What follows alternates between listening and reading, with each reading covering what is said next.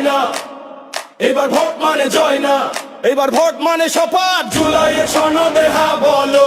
আসসালামু আলাইকুম প্রিয় দেশবাসী, প্রিয় সাংবাদিক ভাই ও বোনেরা এবং যারা আমাদের আশেপাশে শুনছে, আজকে জাতীয় নাগরিক পার্টি এনপিটির কেন্দ্রীয় নির্বাচন পরিচালনা কমিটির পক্ষ থেকে আজকে প্রচারণামূলক একটা ভোটের গাড়ি আমরা উদ্বোধন করেছে কি ঢাকা শহরের বাইরেও রয়েছে বিভিন্ন স্থানে।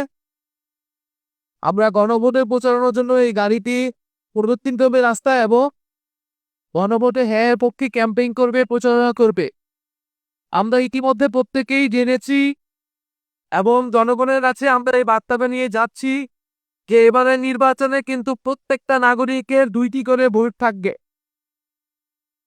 কারণ একটা হচ্ছে সরকার গঠনের জন্য যেই ভোট, অর্থাৎ আপনি প্রার্থী নির্বাচন করবে, আপনার জনপ্রতিনিধি নির্বাচন করবে, সেটার জন্য একটা ভোট, সেটার জন্য আপনি আপনার পছন্দের মার্কার ভোট দিবে। গণ অভ্যুত্থানের পরে সময়টা জুড়ে আমরা যে ঐক্যমত কমিশনে ফ্যাসিবাদ বিরোধী রাজনৈতিক দলগুলো নানান আলোচনা, সমালোচনা, তর্ক বিতর্কের মাধ্যমে জুলাই সনদ প্রণয়ন করেছিলাম, সেই জুলাই সনদের উপরে এই গণভোট অনুষ্ঠিত হচ্ছে এবং এই গণভোটে আমরা জাতীয় নাগরিক পার্টি এনসিপি হ্যাঁ পক্ষে অবস্থান নিচ্ছি এবং জনগণকে আমরা হ্যাঁ পক্ষে আহ্বান জানাচ্ছি। আমরা বলছি যদি আমাদেরকে পছন্দ না হয়, যদি আমাদেরকে ভোট আপনারা নাও দেন, কিন্তু অ্যাটলিস্ট হ্যাঁ পক্ষে আপনারা ভোট দিবেন। দল মত নির্বিশেষে আমাদের প্রত্যেকের দায়িত্ব এই হ্যাঁ পক্ষে ভোট দেওয়া, কারণ হ্যাঁ পক্ষে ভোট দিলে সংস্কার প্রক্রিয়া আগাবে, জুলাই সনদ বাস্তবায়ন হবে। আর যদি না জয়যুক্ত হয় তাহলে আসলে আগের ব্যবস্থা নেই থেকে যাবে এবং কোনো ধরনের পরিবর্তনই হবে না এবং গণ অভ্যুত্থান আসলে সম্পূর্ণভাবেই ব্যর্থ হবে। শুধুমাত্র সরকার পরিবর্তন হবে। একটা সরকার গিয়েছে, একটা দল গিয়েছে, হয়তো ভোটের মাধ্যমে আরেকটা দল আসবে, কিন্তু আগের সিস্টেমে, আগের পদ্ধতিতেই কিন্তু তারা দেশ চালাবে। তবে সবচেয়ে ভালো মানুষটাকে যদি সরকারে বসানো তাহলে সে দেশের বহু পরিবর্তন করতে পারবে।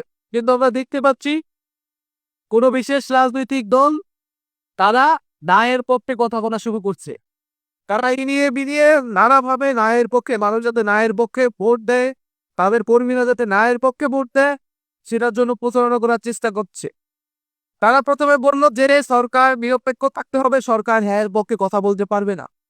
এই বিশেষ দলই যখন সংস্কার কমিশন হয়েছিল তখন তারা বলেছিল এই সরকার কেন সংস্কার করবে, গণ অভ্যুত্থানের পরে কোনো সংস্কারেরই প্রয়োজন নাই তারা বলেছে। কিন্তু আমরা বলেছিলাম সংস্কার করতে হবে, সংস্কারই গণ অভ্যুত্থানের প্রধান এজেন্ডা, বিচার সংস্কার। ফলে এখন তারা ন্যায়ের পক্ষে পরোক্ষভাবে বলার চেষ্টা করছে। আমরা বলবো এই ভুলটি করার চেষ্টা করবেন না।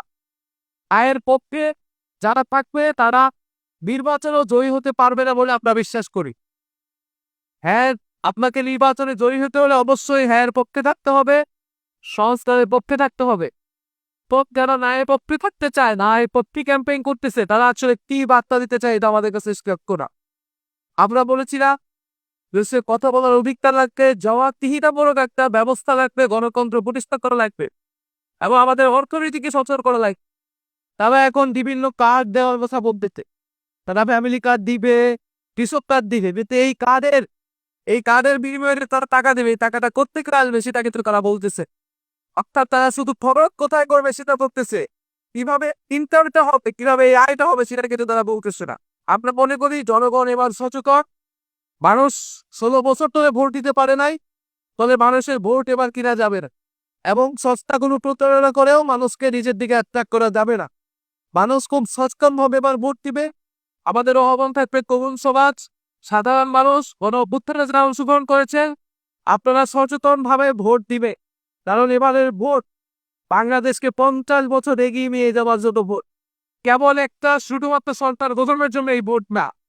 গণ অভ্যুত্থানের পরে ভোট, প্রত্যেকটা গণ অভ্যুত্থানের পরে ভোট কিন্তু বাংলাদেশকে এগিয়ে নিয়ে গেছে। ফলে আমরা মনে করি এই নির্বাচনে মানুষ সচেতন ভাবে ভোট দিবে এবং আমরা যাতে মানুষকে কোনো ধরনের প্রতারণার আশ্রয় না নেই।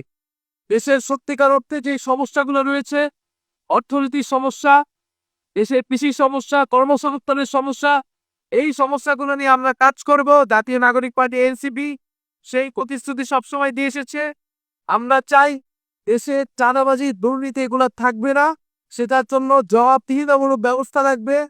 প্রশাসন নিরপেক্ষ হতে হবে, পুলিশ বিচার ব্যবস্থা নিরপেক্ষ হতে হবে।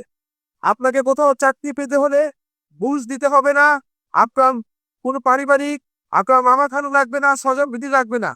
কিন্তু আমরা এই কয়েকদিন আগেও কিন্তু শুনেছি এই সরকারের সময়ও এই প্রাথমিক পরীক্ষার একটা পরীক্ষা প্রশ্ন ফাঁস হয়েছে। অর্থাৎ সেই আগের ব্যবস্থাটাই এখনো বহাল আছে, কারণ জবাবদিহিতামূলক কোনো ব্যবস্থা আমরা প্রতিষ্ঠা করতে পারি না।